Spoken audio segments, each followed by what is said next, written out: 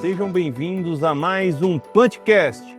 Eu me chamo João Paulo Silveira, sou gerente de desenvolvimento de mercado na diretoria Centro-Sul e serei host desse nosso episódio. Plantcast, o primeiro podcast sobre fisiologia e nutrição de plantas.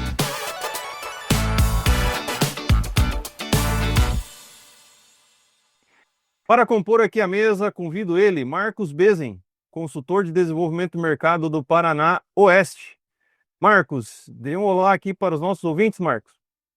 Olá, João. Olá a todos os ouvintes. Uma satisfação enorme poder hoje estar participando dessa mesa redonda aqui, desse podcast que está para lá de especial. Legal, Marcos. Nosso episódio de hoje tem como título Manejo Fisiológico e Nutricional na Mitigação de Estresses Abióticos. Segundo o BRAE e colaboradores, aproximadamente 11% do potencial produtivo é perdido por estresses bióticos. Estresses bióticos, caros ouvintes, são aqueles ocasionados por organismos vivos, como patógenos, pragas e ervas daninhas. Então, 11% do nosso potencial produtivo, segundo essa pesquisa, está sendo perdido por esse tipo de estresse.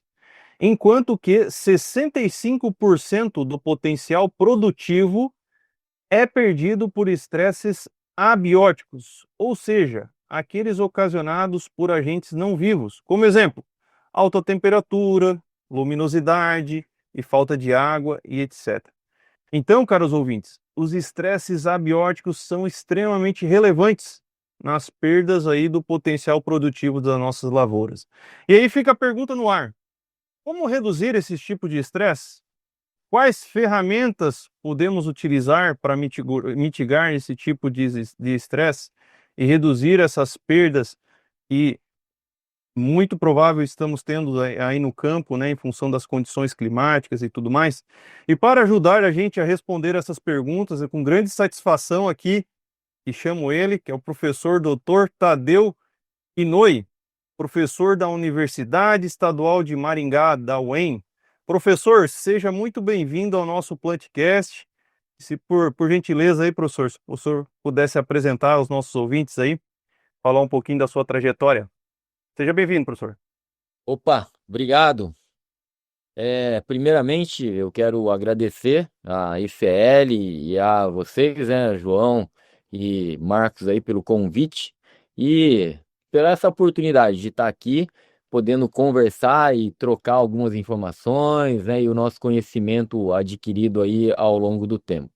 Bom, como o João falou, eu sou professor da Universidade Estadual de Maringá, trabalho no curso de agronomia aqui no campus sede em Maringá, noroeste do Paraná, né, com manejo da fertilidade do solo e manejo nutricional, principalmente voltado às culturas de soja e de milho, que são as principais culturas da nossa região aqui. Legal, professor. Legal. Para a gente dar o pontapé inicial aqui, professor, qual seria, professor, qual a importância de hoje a gente ter uma planta bem nutrida, né? E como que essa planta ela sobressai principalmente as condições de estresses abióticos aqui, professor? Poderia compartilhar um pouquinho da sua experiência conosco em relação a essa temática, professor? Sim. João, é interessante a sua primeira fala ali, quando você falou sobre estresses bióticos e abióticos, né? Porque normalmente quando nós conversamos com qualquer produtor, ele dá mais ênfase e uma importância de manejo no manejo fitossanitário, né? Que é aquilo que ele consegue realmente ver na prática o efeito do que ele está fazendo no campo. Ou seja, se ele tiver problema com uma planta daninha, ele vai lá, escolhe um herbicida, né, que controle bem aquela planta daninha, ele aplica e o problema, né, desaparece. Percevejo ou a cigarrinha, já que a gente está numa época no campo do milho segunda safra, né, ou doenças aí e assim por diante. Então, muito bem quando você falou, olha, a gente tem o biótico e o abiótico. Só que o abiótico é aquilo que a gente normalmente não consegue ter uma boa impressão, principalmente visual, né, do nosso manejo. Porque são fatores lá relacionados, como você disse, a problemas, né, do estresse hídrico, estresse térmico, radiante, e é importante que dentre os fatores ligados aos estresses abióticos, o que nós melhor conseguimos manejar é quem? É o nutricional. Eu sempre falo, quando nós pensamos em água, a água é importante, pô. É uma lavoura de soja, ela depende, né? Entre 600 a 800 milímetros de água durante todo o seu ciclo. Mas não é a quantidade, né? É a forma ou a frequência em que essa água é disponibilizada para a cultura. E se nós formos pensar 600 milímetros, né? Dão 6 milhões de litros por hectare. Como é que a gente vai manejar isso em 4 meses e meio, né? De safra ali? É uma quantidade muito grande de água quando nós pensamos em 1 hectare, mas quando nós pensamos em 10, em 20, em 50 e 100, se torna quase impossível nós manejarmos isso, não é? Então, dentre os estresses abióticos, o que nós melhor conseguimos manejar é quem? É o nutricional, não é? Via o quê? Via ferramentas que sejam um bom manejo de solo ou um bom manejo complementar, né? Via folha e assim por diante, tornando a planta mais tolerante a esses vai e vem, né? De temperatura, de radiação e etc., como você disse aí. Perfeito, professor. No início do podcast aí, pessoal, eu comentei que era um podcast muito especial e agora, após a apresentação do professor Tadeu, eu conto para vocês o porquê. O professor Tadeu foi meu orientador aí no mestrado e doutorado, né, professor? Foram anos de trabalho em conjunto, aprendi demais com você. Mas vamos lá, professor, nesse sentido, né, dada a importância do estresse, tem um dado muito importante, ele pertence a uma circular técnica da Embrapa. O que que os caras fizeram? Eles avaliaram da safra 2015-16 até a safra 19-20 as perdas por estresse, né, seja biótico ou abiótico, na cultura da soja na safra brasileira de grãos, né? O que que eles observaram? Que as perdas por estresse, seja biótico ou abiótico, elas atingiram aí 14,8 milhões de toneladas nesse período, né? E o impacto disso, em termos econômico, digamos, é um impacto de 19,3 bilhões de reais na agricultura brasileira. Principal motivo, né, principal causador do estresse, estiagem no reprodutivo, tá? Então, assim, a gente vê que é uma realidade, né, o estresse a nível de campo.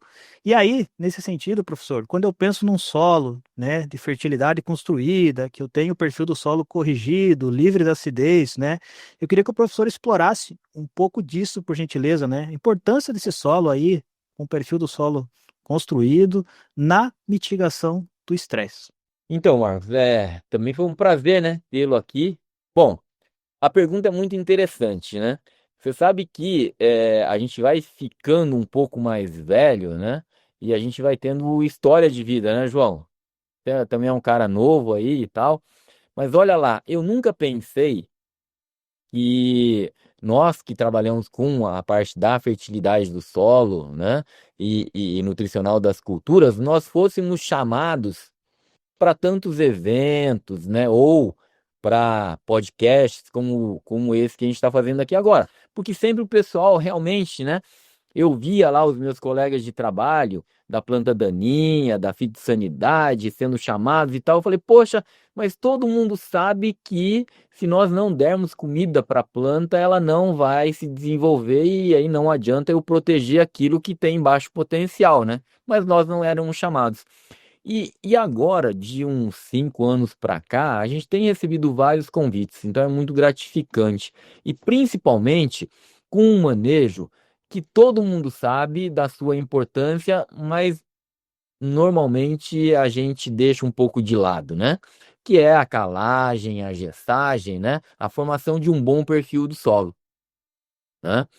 Bom, então essa questão hoje das variações climáticas que têm ocorrido em todo o mundo tem levado o pessoal a pensar mais, né, nessa importância de você ter uma fertilidade de solo construída. Porque, queira ou não, o que acontece? A maior parte dos solos cultivados do mundo são solos ácidos, né? Ou seja, um solo ácido, aquele que tem além do pH, né, ácido, também um solo que tem uma saturação por bases baixa, não é? E aí as raízes das plantas não conseguem se desenvolver adequadamente, né? Ficam muito ali na superfície e muito o quê? Muito suscetíveis aos estresses, né, térmicos e hídricos. Então, um bom manejo da fertilidade do solo, em termos de construção de perfil, tem resultado, né, em bons, digamos, rendimentos aí. Se você pegar ao longo, né, hoje, se eu não me engano, o SESB, que é aquele Comitê Estratégico Soja Brasil, ele está no seu 12º ou 13º ano, né, de criação. E foi muito bom a criação desse grupo, né? Por quê? Porque quando você vê os resultados comparativos, né, da produtividade de áreas que foram acompanhadas pelo SESB, né, comparados aos produtores normais, né, as regiões cultivadas, sem devido auxílio técnico, você vê que a produtividade do SESB é muito, muito maior do que das lavouras no geral, não é? E o principal ponto foi o quê? O manejo da fertilidade do solo, né? Então, uma boa formação de perfil, né? O uso de um calcário adequado, da gestagem, da escolha de um bom formulado de base, né? Na quantidade correta e assim por diante. A gente tem trabalhado muito bem com os produtores com aquela questão, né? Daquela filosofia, Marcos, do 4C, né? Que é o quê? Você então fazer a escolha certa do produto, aplicar na dose certa, no momento correto, né, no momento certo e na época certa, né? E isso tem ajudado muito os produtores a alcançarem melhores rendimentos. No Paraná, no Rio Grande do Sul, ou mesmo, né, no Centro-Oeste, a gente tem visto que o pessoal tem bons materiais no campo, né? Mas as produtividades não têm sido melhoradas a contento, né? Eu até abri semana passada o DERAL, que é o departamento aqui de agronomia, né, do estado do Paraná, ele reduziu a estimativa de produtividade final aí da lavoura de soja, justamente por quê? Pelo fato que o Marcos ele comentou, né? Problema aí de estiagem agora no final do ciclo, que é o enchimento de grãos, né? Então, a gente tem várias ferramentas à disposição, mas nem sempre a gente faz o bom uso dessas ferramentas. Ô, professor, eu tava ouvindo que o professor falar aqui, né? E eu tava refletindo, né, uma questão que o professor comentou, né? Que a gente não consegue manejar, né, a quantia de água que vai cair do céu, né? Mas a gente consegue manejar de fato a fertilidade do solo. E com certeza a gente trabalhando muito bem essa fertilidade do solo, a gente vai dar uma condição para um maior desenvolvimento radicular, melhorando a caixa desse nosso solo para aproveitar, né, essa água que, quando vir, né, professor, para a gente aproveitar da melhor forma possível, né, e não perder, né, nenhuma oportunidade aí, né. E nesse sentido, professor, né, com a experiência do professor, do grupo de trabalho e tudo mais, é, quais são os nutrientes, né, no solo que vocês têm visto como mais responsivo aí para ajudar as plantas a mitigar esses estresses? Por exemplo, poderia citar um pouquinho sobre questão do enxofre, do boro. Queria ouvir um pouquinho com relação à experiência de vocês em relação a esses nutrientes e outros, caso tenha, professor, queira compartilhar. Então, João, o que nós temos trabalhado bastante com o pessoal da extensão, né, é que a gente tem que ter uma visão mais holística de tudo, sabe? Porque quando normalmente o produtor, né, o homem do campo, ele vai lá até a assistência técnica para fazer, né, o seu projeto de manejo, ele pensa muito somente no NPK, né? Qual é o adubo de base que ele vai utilizar, né? A quantidade que ele vai aplicar e assim por diante. E ele acaba esquecendo que a planta, ela não sobrevive somente com o NPK, ela tem que ter à sua disposição e nas quantidades adequadas outros nutrientes, né? Entre eles alguns que Infelizmente, quando você tem uma análise de solo de rotina, ele não vem ali.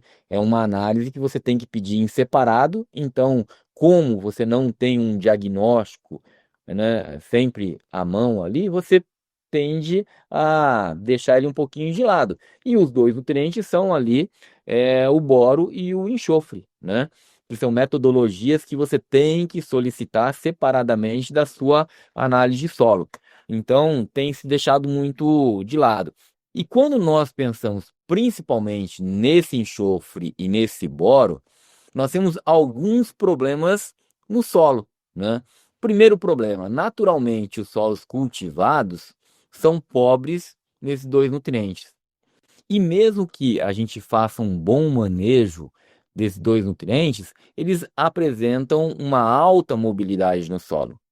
Isso significa que, se nós tivermos, né, precipitações elevadas durante a safra, ou de uma safra para outra, esses nutrientes eles tendem a migrar da camada arável, da camada superficial, para a camada subsuperficial, onde nós temos uma quantidade menor de raízes, né? E com isso as plantas elas não conseguem ter sempre à disposição, né, esses nutrientes. Ou seja, quando nós pensamos especificamente, né, do enxofre e do boro, nós temos que trabalhar o manejo com uma frequência maior.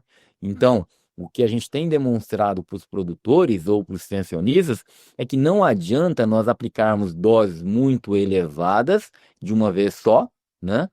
Mas com uma baixa frequência, ou seja, nós temos que trabalhar toda a safra com pequenas doses para tentar sempre manter os seus teores adequados ali na camada arável, aquela camada de 0 a 20, né? Porque se nós aplicarmos uma quantidade maior, mas com pouca frequência, aquilo que nós aplicamos ali, com o tempo, ele vai migrar para 20, 40, 40, 60, né?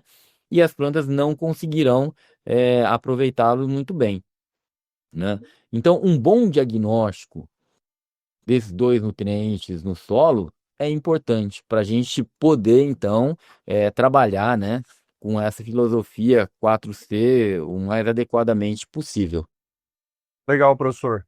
Então, além do NPK, de fato, a gente tem que observar, né, outros nutrientes. Aqui a gente trouxe exemplo enxofre e boro, e como o professor muito bem reforçou aqui, né, é, olhar esses níveis no solo e aplicar com uma maior recorrência aí, né, tendo em vista as características desses elementos, né.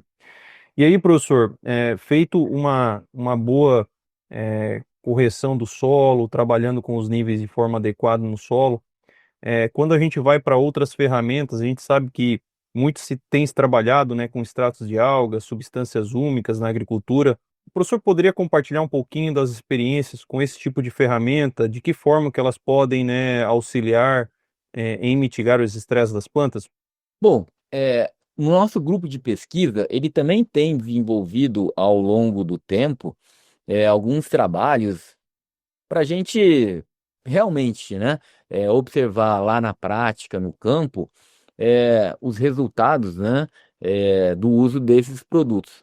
Então, quando nós pensamos em extratos de alga ou formulados que contenham substâncias úmicas e aminoácidos, né, esses compostos orgânicos, eles são muito específicos, né? Por exemplo, quando nós falamos dos extratos de alga, são compostos, né, que são extraídos de algas, né, de plantas, que normalmente sobrevivem em um ambiente muito difícil, né? Então, ambientes com baixas temperaturas da água, né?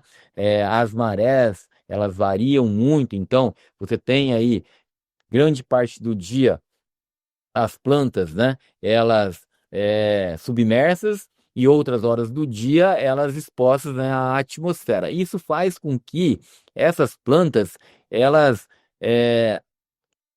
durante o seu desenvolvimento, elas produzam uma quantidade muito grande de substâncias antioxidantes, né? De substâncias que ajudem a sua manutenção ou a sua sobrevida né, nesse ambiente. Tendo em vista isso, hoje nós temos vários produtos no mercado que fazem uso, né, desses nitratos, que aí quando aplicados em culturas como a soja, como o milho, entre outras aí, as plantas elas vão absorver essas substâncias antioxidantes, né? Entre eles flavonoides, algumas substâncias com efeito hormonal que vão ajudar na ativação de rotas metabólicas ali, que vão favorecer então a planta a tender, né, a tolerar mais essas variações, tanto de temperatura, quanto hídrico, quanto radiante. Quando nós pensamos em substâncias úmicas, nós falamos o quê? De ácidos úmicos, ácidos fúlvicos, né? Entre outros. Essas substâncias, elas não têm um efeito nutricional na planta, mas elas servem como sinalizadores, principalmente para ativar rotas metabólicas importantes, como o processo fotossintético, né? A produção de energia via respiração celular e assim por diante, fazendo com que então a planta ela consiga manter a sua atividade de manutenção e de crescimento ao longo do seu ciclo. E quando nós falamos de aminoácidos, a gente deve pensar o seguinte, né? Aminoácido tem várias importâncias para a planta. Então, quando nós conversamos com os leigos, aí, o que você lembra de aminoácidos? Aminoácidos é importante para a síntese proteica, né? Então, aí já é uma grande função. Por quê? Porque tudo funciona no nosso organismo animal ou vegetal em função do quê? Da atividade enzimática. Né? E enzimas nada mais são do que proteínas que realizam alguma atividade. Porém, quando nós pegamos e utilizamos diferentes formulados à base de aminoácidos, eles podem ter composições diferentes. E dependendo dos aminoácidos que estão presentes nessas formulações, nós podemos ter um produto que ele seja melhor recomendado para uma determinada condição do ambiente, né? Então, se eu tenho uma planta que ela está numa condição ótima de desenvolvimento, um produto que contenha, por exemplo, glicina, né, e ácido glutâmico, que são dois aminoácidos importantes aí, esse produto ele tenderia a propiciar uma produção de clorofila maior pelas folhas ali que vão receber esse produto, né? E tenderiam a ter um aumento da sua atividade fotossintética, né? Produção ali de energia e de compostos de reserva. Por outro lado, se eu tenho uma previsão, né, que você tem ali problemas, por exemplo, com o estresse térmico ou hídrico, um produto que contenha uma concentração maior de um outro aminoácido, por exemplo, uma prolina, seria mais interessante, né? Então, esses produtos ou formulados à base de aminoácidos, né, eles podem ser utilizados em diferentes estágios fenológicos ou condições do ambiente, dependendo do quê? Dependendo da sua característica. Quais são os aminoácidos que a gente tem ali? Mas, no geral, quando nós aplicamos esses produtos, né, eles tendem a alterar o metabolismo da planta, fazendo com que ela tenha, né, digamos assim, uma tolerância maior a essas variações do ambiente, né? Não dependendo tanto da conversão, por exemplo, do nitrogênio, né, mineral para um nitrogênio orgânico, um nitrogênio na forma amídica para formar um determinado aminoácido. Então, você faria com que as plantas tivessem uma resposta mais imediata, né, a essas variações do ambiente do que quando você utilizaria um nutriente em si, né? Que para a transformação ou assimilação desse nutriente a gente teria um tempo maior de resposta, né? Necessário para a resposta. Muito bem, professor. Vimos aí sobre substâncias úmicas, aminoácidos, extrato de alga, nutrientes, né? E quando a gente pensa em nutrientes, professor, tem uma frase que eu sempre gosto de trazer nas nossas interações, que é adubar bem não é adubar em excesso, né? Como você bem pontuou. A gente precisa do equilíbrio nutricional. E aí, pensando nesse sentido, professor, a gente consegue, né? Temos ferramentas aí para fazer o manejo dos nutrientes essenciais. Mas quando a gente pensa em elementos benéficos, né? Eu queria que o professor explorasse um pouquinho do uso dos elementos benéficos, né, principalmente em soja e milho, focado na mitigação de estresses. Joia, Marquinhos, boa pergunta isso aí. Eu, como professor, normalmente sabe que o professor gosta de falar bastante, né?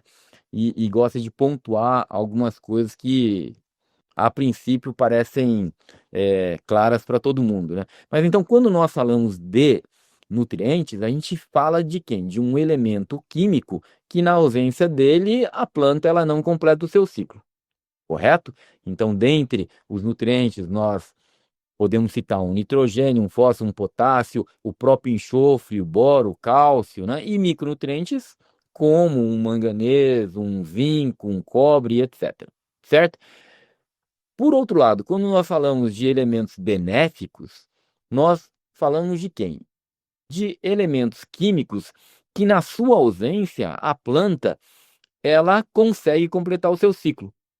Mas na presença dele, ele pode ajudar, né, a planta em tolerar melhor as condições ambientais, né? Então ele não é um cara essencial, ele não é um nutriente, mas na presença dele, a planta ela muda alguma rota metabólica, né? Ou ela tem um incremento na atividade enzimática, né?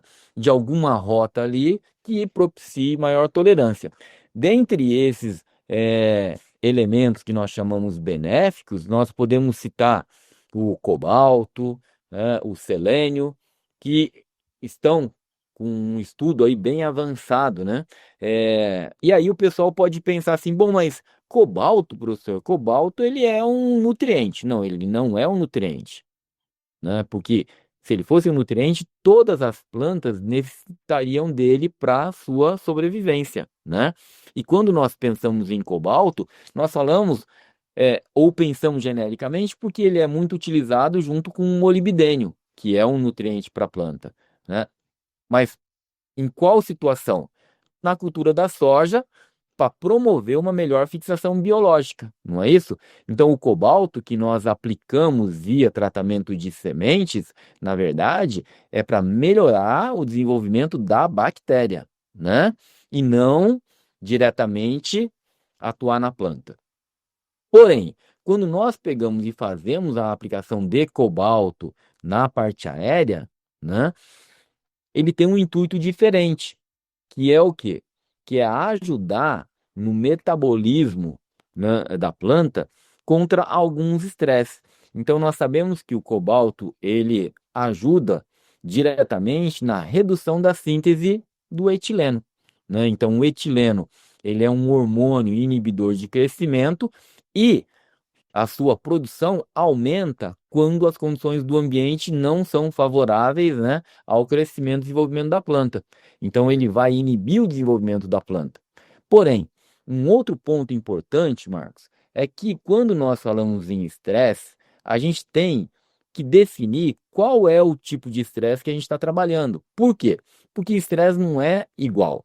Então, nós temos o estresse que nós chamamos de estresse plástico e aquele que nós chamamos de elástico.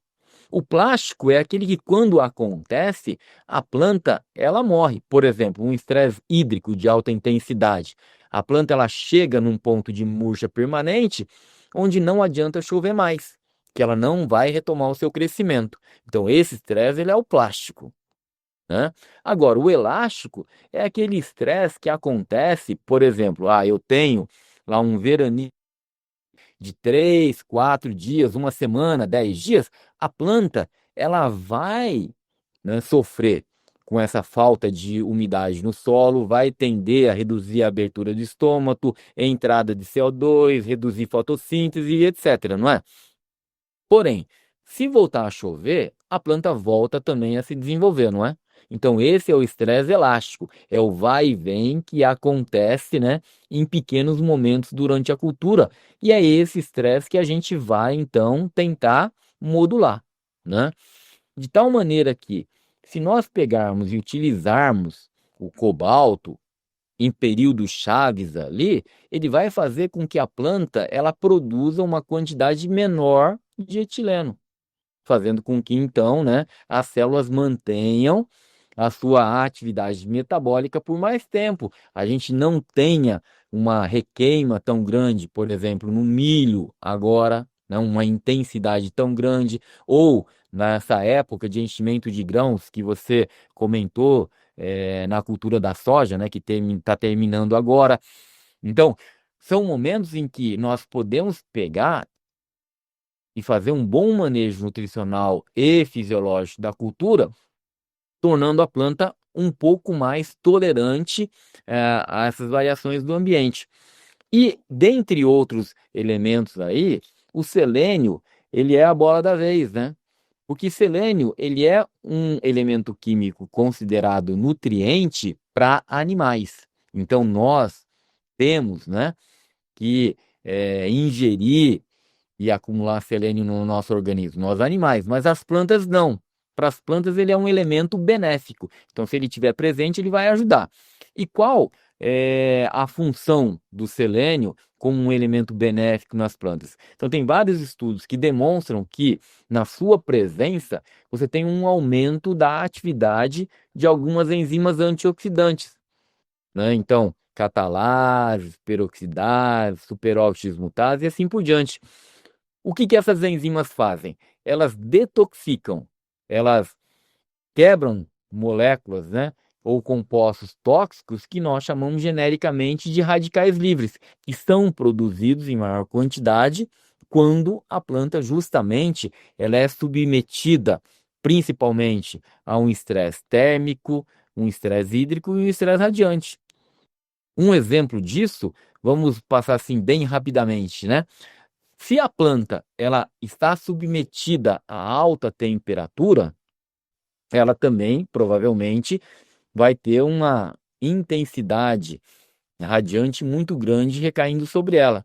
E para ela não sofrer, o que é que ela vai fazer? Ela vai reduzir, né, a sua abertura estomática para ela não perder tanta água para o ambiente, mas ela não deixa de absorver a energia radiante. Então, essa energia que recai sobre a planta faz com que, dentro das suas células ali, do tecido foliar, sejam produzidos radicais livres, que aí seriam prótons, seriam superóxidos, né, espécies reativas de oxigênio, que de alguma maneira a planta ela não pode deixar acumular no tecido, porque isso vai causar uma degradação das suas estruturas celulares e assim por diante. Para que essas substâncias tóxicas, então, não se acumulem, é necessário enzimas que vão, então, fazer a sua degradação, que são as enzimas antioxidantes, que podem ter a sua atividade aumentada na presença do selênio, entre outros, né, elementos químicos que são nutrientes. Então, dentre eles, é importante a gente ter sempre, né, teores adequados ali de manganês, de zinco, de cobre, de ferro, que são nutrientes que ajudam também, né, ou trabalham diretamente nesse metabolismo antioxidante. E na presença do selênio, a atividade como um todo, ela é melhorada.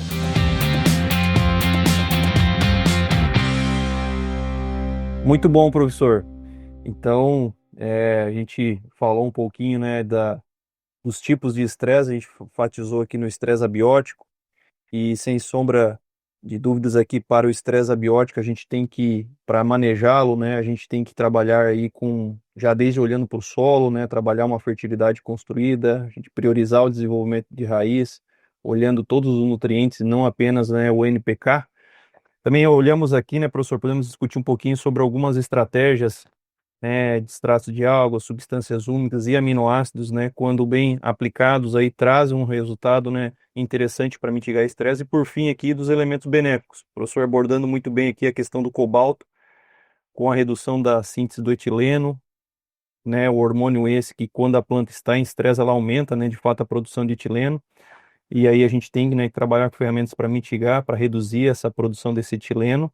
E além disso, né, o professor falou muito bem aqui do selênio, né, assim como outros micronutrientes aqui, com o efeito de reduzir os estresses oxidativos, né, as espécies reativas de oxigênio. Muito legal, professor, bastante conteúdo. Eu sempre comento, né, Marcos, quando a conversa é boa, ela passa rápido. E aqui não foi diferente, né? É, mas enfim, então indo para o fechamento aqui do nosso Plantcast de hoje, eu gostaria de agradecer mais uma vez você que nos acompanhou até aqui, mas agradecer de forma especial ao professor Tadeu. Professor, muito obrigado por estar conosco em mais um episódio aqui do Plantcast e nos enriquecer aí enriquecer esse Plantcast com grandes informações. E eu gostaria, professor, de passar a palavra para o senhor aí para que o senhor faça, né, um fechamento e também deixe aí o seu contato para que os nossos ouvintes também consigam, né, contactá-lo caso tenham interesse. Bom, João, eu agradeço mais uma vez pela grande oportunidade de poder estar aqui com vocês, trocando algumas informações, e tentar ajudar de alguma maneira o pessoal que nos ouve aí. Também, né, agradecer ao Marcos. É um prazer imenso, Marcos, estar aqui e ver hoje você, né, com sucesso na sua carreira profissional aí. Então, isso é o que nos paga, né, o dia a dia nosso aí. Bom, como eu disse, eu estou lá na Universidade Estadual de Maringá, né, no Departamento de Agronomia. A gente tem um grupo de pesquisa chamado GESSO, que é Grupo de Estudos em Solos.